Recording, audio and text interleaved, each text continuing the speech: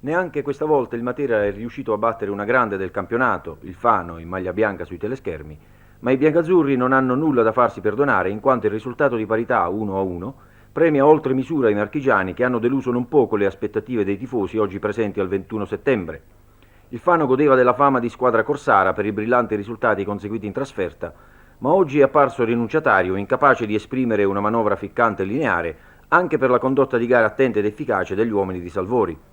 Per trovare quindi una giustificazione a questo risultato di parità, non si può non chiamare in causa il direttore di gara, il signor Ingargiola di Marsala, il cui arbitraggio ha condizionato e determinato non poco il risultato, con una direzione assolutamente insufficiente che ha assunto a volte il tono della vera e propria provocazione, tanto da suscitare le ire e le vivaci proteste del pubblico materano, solitamente calmo e freddo di fronte alle vicende della propria squadra.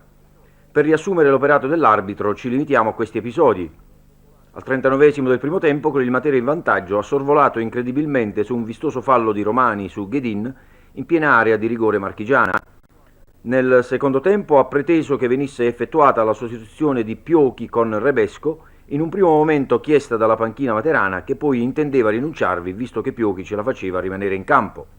Al 24esimo, sempre del secondo tempo, c'è stato un intervento quantomeno dubbio su Incarbona da parte di Omiccioli in area del Fano, ma anche in questa occasione per l'arbitro tutto si è svolto regolarmente.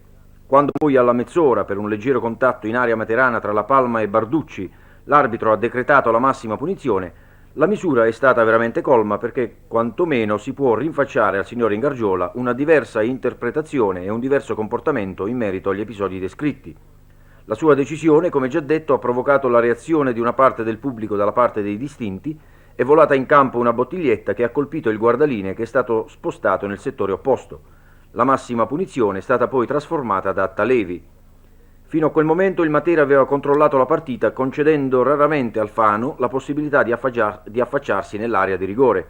È capitato al 13esimo con Barducci che ha mandato alto sulla traversa, imitato dalla parte opposta da Piochi un minuto dopo. Al 24esimo il Matera è passato in vantaggio per un fallo su Piochi. Sassanelli ha battuto il calcio di punizione servendo corto Bottalico, il cui tiro radente si è infilato alla sinistra di Grilli, forse un po' sorpreso dalla traiettoria della palla. La reazione del Fano ha prodotto una sola occasione alla mezz'ora quando Cornacchini, servito al centro dell'area di rigore, a pochi passi da Mattarollo, ha mandato di testa praticamente tra le braccia del portiere materano. Nel secondo tempo ci si aspettava un Fano più determinato, ma è stato sempre il Matera che, pur senza forzare in avanti, ha controllato agevolmente la partita. Al quarto c'è stato un forte tiro di Incarbona respinto in angolo dal portiere ospite. Alla mezz'ora il rigore già descritto e quindi il pareggio definitivo. L'1-1 tutto sommato accontenta ambedue le squadre se si considerano gli obiettivi che intendono conseguire, ma penalizza il Matera che avrebbe meritato la vittoria per la volontà profusa e la condotta di gara ineccepibile. Comunque con questo pareggio la squadra di Salvori compie un altro piccolo passo avanti in classifica, mantiene il vantaggio di 4 punti sulla terzultima e vede avvicinarsi la quota salvezza quando mancano appena 4 giornate alla fine del campionato.